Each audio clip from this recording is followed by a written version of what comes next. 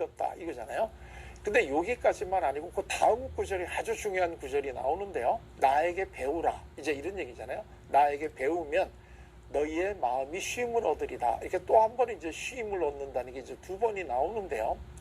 요 대목이 이게 이제 아까 제가 얘기한 현대어로 되어 있는 독일어 성경에는 어떻게 되어 있느냐 하면, 나한테 와서 배우라, 그러면 너희들의 삶이 실현될 것이다, 이렇게 되어 있어요.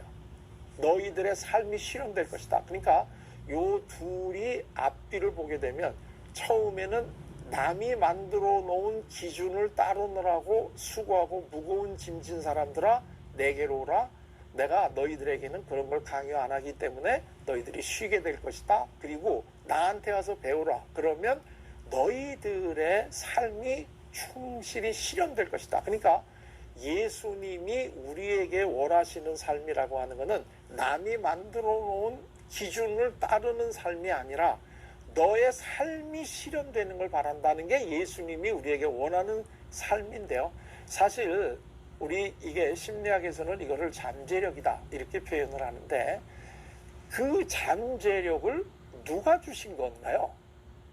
여기까지는 학문은 얘기할 수 없어요. 그냥 우리가 잠재력을 가지고 태어났다, 또는 생물학적으로 얘기할 때는 뭐 DNA를 가지고 우리가 태어났다, 이제 이렇게밖에는 얘기를 못 하는데, 우리가 하나 더 질문할 수 있죠. 우리에게 그 잠재력을 어느 분이 주신 건지, 아니면 이게 어디서 온 건지. 만약에 이 누군가가 우리에게 어떤 목적을 가지고 주신 것이 아니라고 한다면, 우리는 순전히 우리 삶이 우연에 의해서 이루어진 바탕 위에서 이루어지는 거잖아요. 왜 그게 우리한테 주어졌는지를 아무도 몰라. 그건 우연이죠. 그러니까 결국은 우리 삶이라고 하는 것이 불안하기 때문에 무언가 나의 삶을 움직여가는 그 무엇이 있다라고 하는 것은 다 우리가 믿어요. 하다못해 종교라고 하는, 기독교라고 하는 걸 안 가지고 있는 분은 운이라고 있고 팔자가 있다라고 믿어요. 이게 그 본질적인 인간의 내재적인 동기인데, 이거를 우리는 하나님이 주셨다라고 보는 거죠.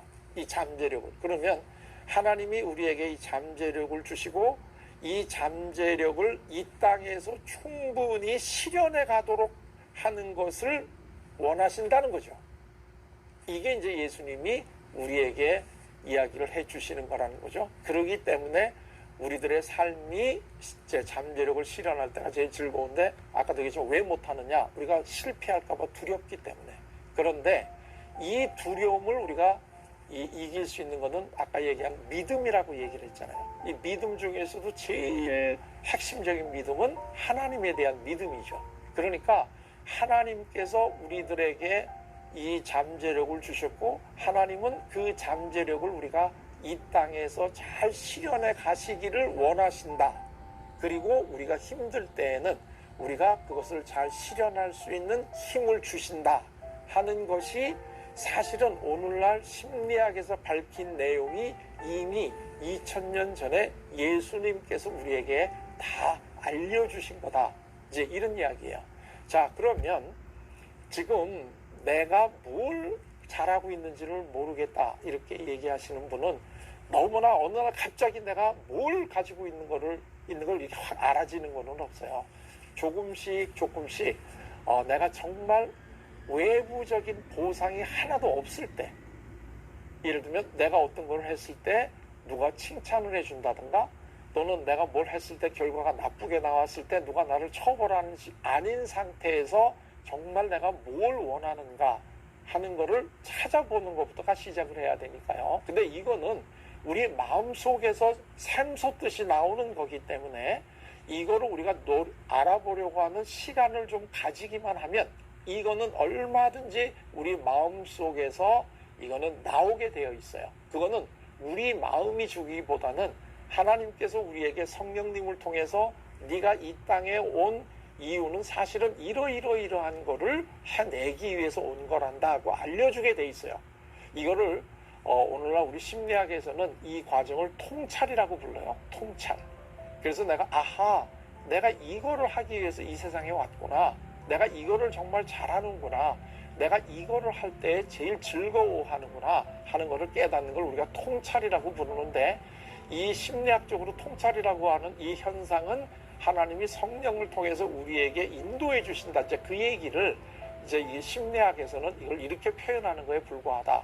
그렇기 때문에 정말 내가 뭘 해야 되는지를 모르겠다라고 생각하시는 분은 외부적인 어떠한 이런 거에서도 좀 벗어나서 조용히 내가 뭘 할 때 제일 사실은 즐거운가, 그거를 내가 했을 때, 성공했을 때 외부에서 보상이 안 주어진다고 해도 나는 이 행동을 하는 것만으로도 내가 즐거운가 하는 거를 이렇게 좀 찾아보시게 되면 얼마든지 이게 가능하다는 거야. 우리가 보통 취미생활을 해라 이렇게 얘기하는데, 그 취미생활이라고 하는 것을 하는 사람들이 인생을 더 즐겁게 살죠. 그 이유는 취미라는 것 자체가 보상을 받기 위해서 억지로 하는 활동이 아닌 것이 취미의 본질이기 때문에 그렇거든요. 그러니까 내가 이제 이 나이에 무엇을 하겠냐 이런 생각을 하시는 분들이 많은데, 이거는 스스로 자기의 삶을 제한하는 거란 말이죠. 얼마든지 우리는 하나님 앞에 가는 바로 그 순간까지 내가 정말 이 땅에서 할 수 있는 거를 다 이 발휘하는 노력은 얼마든지 할 수 있거든요. 우리는 끊임없이 죽는 그 순간까지 내가 가지고 있는 잠재력을 발휘해 가는 것이 나에 대한 의무이고, 동시에 나를 이 땅에 보내주신 분에 대한 우리의 도리다. 이런 거를 우리가 알기만 하면 얼마든지 정말 내가 원하는 것이 무엇인가 하는 것을 알아낼 수 있습니다.